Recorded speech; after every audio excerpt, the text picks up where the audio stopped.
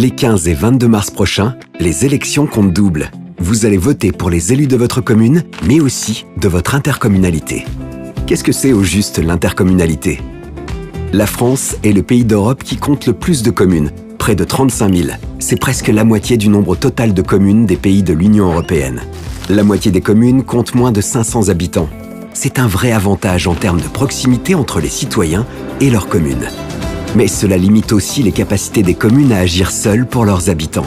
En plus, au quotidien, nous restons rarement dans une seule commune. On habite dans une ville, on travaille dans une autre, on profite des loisirs ou on fait ses courses dans une troisième. Et parfois, nos enfants sont scolarisés ailleurs. Voilà pourquoi on a besoin de l'intercommunalité. Pour pouvoir répondre aux besoins des habitants et en mettant en commun leurs moyens, les communes se regroupent et coopèrent entre elles. C'est ça, l'intercommunalité. Il existe différents types d'intercommunalité en fonction du nombre d'habitants.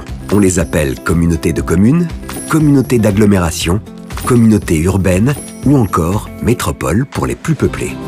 Aujourd'hui, les intercommunalités couvrent la totalité du territoire français. Toutes les communes appartiennent à une des 1254 intercommunalités que comptent l'Hexagone et les Outre-mer. Quelles sont les missions de l'intercommunalité? Certaines missions sont communes à toutes les intercommunalités. Par exemple, le ramassage et le traitement des déchets, l'aménagement du territoire, la prévention des inondations ou le développement économique. D'autres compétences ne concernent que les intercommunalités les plus peuplées, comme les mobilités ou l'habitat. Enfin, certaines sont laissées au choix des communes.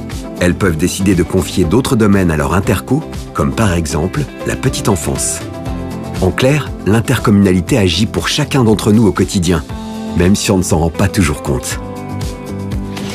L'intercommunalité, comment ça marche?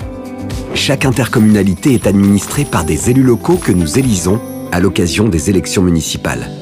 Ainsi, chaque commune est représentée à l'intercommunalité, dont le conseil communautaire, par le maire et des élus municipaux.